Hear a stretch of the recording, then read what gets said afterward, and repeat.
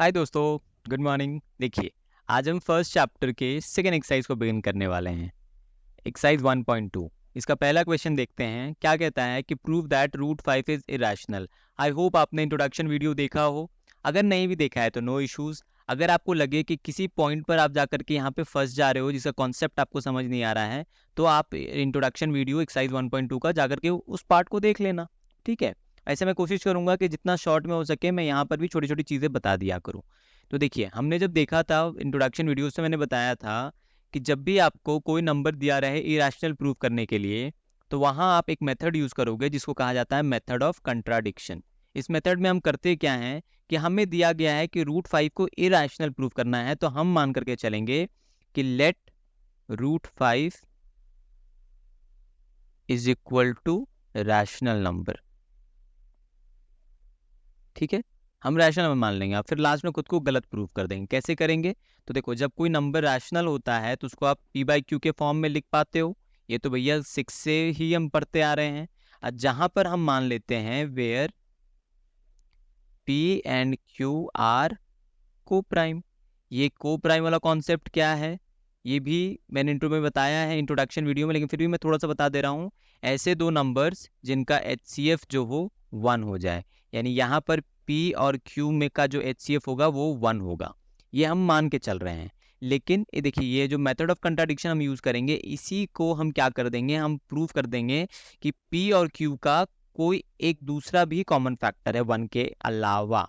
तो इससे हम कह देंगे कि भैया हम जो मान के चले थे कि ये रैशनल नंबर है वो गलत है, इसलिए ये इरेशनल होगा। यानी कैसे करेंगे? देखिए, रूट 5 का स्क्वायर कीजिए, इधर इधर पी बाई क्यू का स्क्वायर करिए, यहाँ लिख दीजिए स्क्वायरिंग। अच्छा, पूरा लिख देता हूँ, स्क्वायरिंग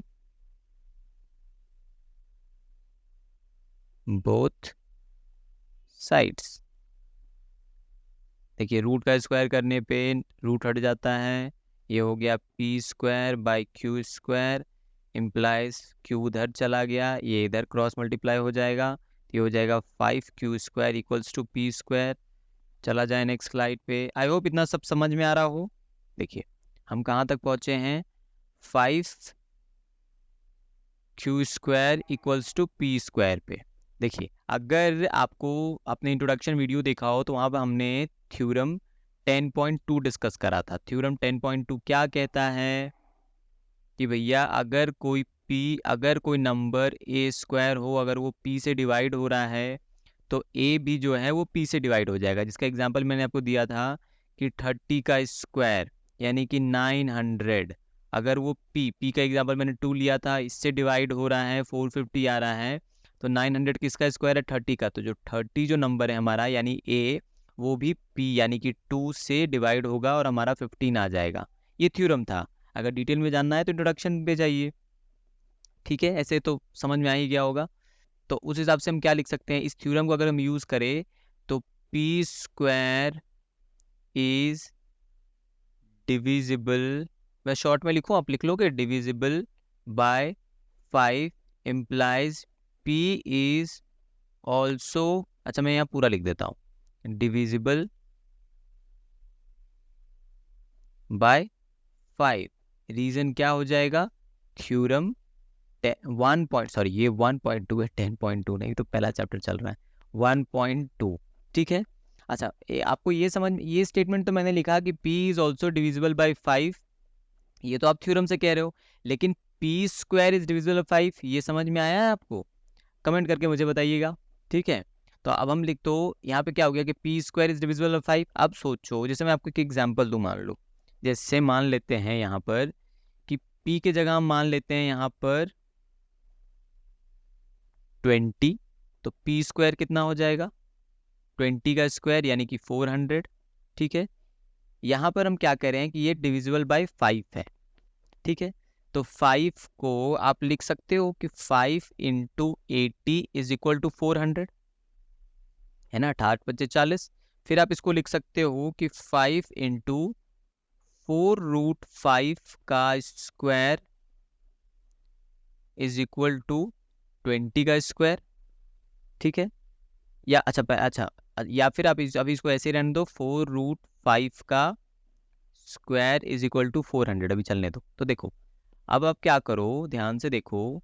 तो ये सब सिर्फ समझाने के लिए मैं आपको कर रहा हूँ। देखिए ये जो 400 है, ये इसको मैंने तोड़ के लिख दिया 5 इंटू 80। तो देखिए 5 से भी 400 चला जाएगा ना। 5 को 400 से अगर डिवाइड दोगे, 5 से 400 को, तो 5 80 आ जाएगा, और 80 से 400 को अगर दोगे तो हमारा 5 आ जाएगा। यानी अगर कोई नंबर दो नंबर के मल्टीप्लाई फॉर्म में टूट रहा है तो वो दोनों नंबर से ये बड़ा वाला नंबर डिवाइड हो सकता है। आई होप समझ रहे हो। तो उस हिसाब से हम कह सकते हैं ना कि 400 इज डिविजिबल बाई 5, यानी कि 400 किसका स्क्वायर है, 20 का स्क्वायर इज डिविजिबल बाई 5। तो वही कॉन्सेप्ट मैंने लिखा कि देखिए ये जो नंबर है ये दो नंबर का प्रोडक्ट से बना है, तो ये भी नंबर इसको डिवाइड दे देगा और ये भी नंबर इसको डिवाइड दे देगा। तो उस हिसाब से 5 जो है पी स्क्वायर को डिवाइड देता है, यानी P square is divisible by 5। अब सोचिए यहाँ पर कि देखिए मैं क्या कह रहा हूँ, पी स्क्वायर यानी कि 20 का स्क्वायर इज डिविजिबल बाई 5, ठीक है। और फिर मैं कह रहा हूँ कि 20 इज ऑल्सो डिविजिबल बाई 5, ठीक है। 20 इज ऑल्सो डिविजिबल बाई 5। तो 20 लाने के लिए आपको 5 में कुछ ना कुछ तो मल्टीप्लाई, जैसे हमको यहाँ पे 400 लाना था, तो 400 लाने के लिए 5 में हमने 80 को मल्टीप्लाई करा। तो 400 किसका स्क्वायर था, 20 का स्क्वायर। तो हम कह रहे थे कि 20 का square is equal to 5 into 80। तो फिर हम कह देंगे इस थ्योरम से कि 20 भी जो है 5 से डिविजिबल हो रहा है। लेकिन सर ये 20 लाने के लिए आपको 5 में कुछ तो मल्टीप्लाई करना होगा ना। ये मान लेते हैं 4 है हमारा, यहाँ पे 4 आएगा क्योंकि 5 4 द 20 आ रहा है। यानी कि इस नंबर को लाने के लिए 5 में कुछ मल्टीप्लाई करना होगा। यानी कि जो p जो है 5 से डिविजिबल है, तो p लाने के लिए आपको क्या करना होगा, 5 में कोई नंबर से मल्टीप्लाई करना होगा। मान लेते हैं वो नंबर c, ठीक है। इसको आप पहले वाले को इक्वेशन 1 मान लीजिए, ये वाला सिचुएशन, और ये वाले को 2 मान लीजिए। ये देखिए सारा ये रफ वर्क था, समझने के लिए था ये सारा, ठीक है। मैं इस लाइन अंडरलाइन कर दे रहा हूँ, मतलब साइड लाइन कर दे रहा हूँ उसको। Putting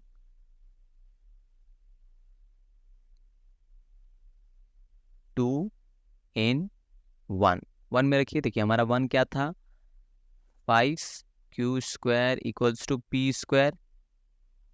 5 Q square, P square की जगह आप लिख सकते हो 5c का स्क्वायर, ठीक है। एक स्लाइड में चल जाते हैं। तो देखिए हमारे पास कहाँ पहुँच गए हम, 5 Q square equals to 5c square था, तो यानी 5 5 25। ये देखिए c स्क्वायर हो गया, ठीक है।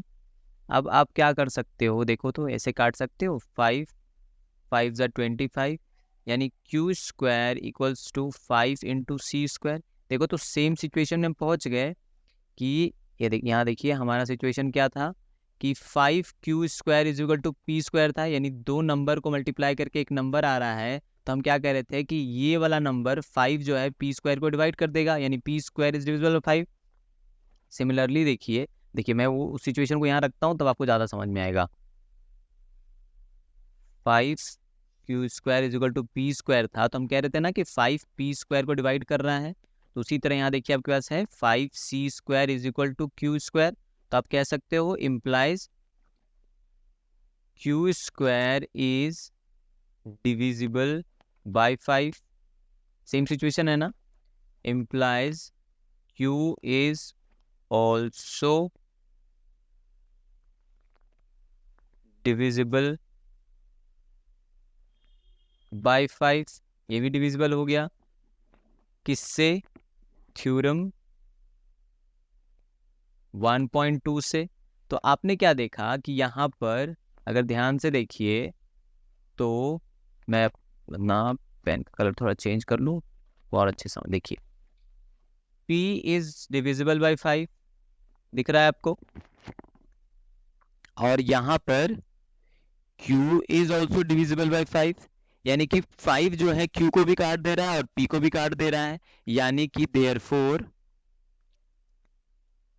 5 is a common factor of P and Q। अब तो ये P and Q हो गया, hence दे आर नॉट को प्राइम, क्योंकि को प्राइम क्या होता है, जिनमें कोई कॉमन फैक्टर ना है 1 के अलावा। हम तो शुरू में वही मान के चले थे ना। देखिए तो हमारा पहला स्टेटमेंट ये था कि जहां पर पी और क्यू हो को प्राइम हो, यानी उनका HCF 1 हो जाए, तो ये तो गलत हो गया। तो hence they are not coprime. तो हम क्या कहेंगे कि this happened because of our wrong assumption, कि हमने जो गलत मान के चले थे हम, उसके कारण ये सिचुएशन आई।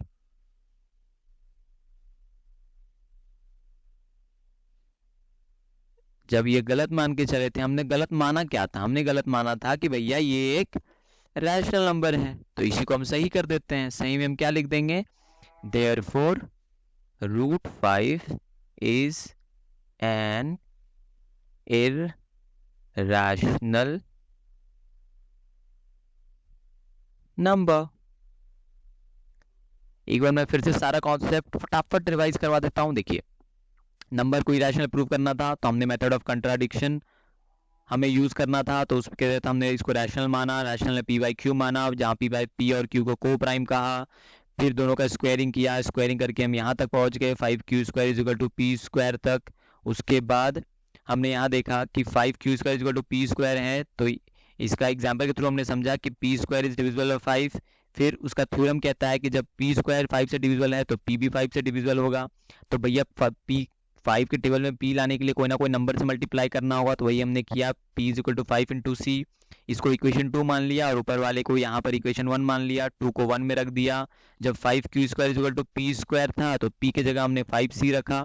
जब इसको सॉल्व करा तो देखिए ये कुछ ऐसे आया, 5q² is equal to 25c²। जब इसको सॉल्व करा तो हम यहाँ तक पहुँच गए कि 5c² is equal to q²।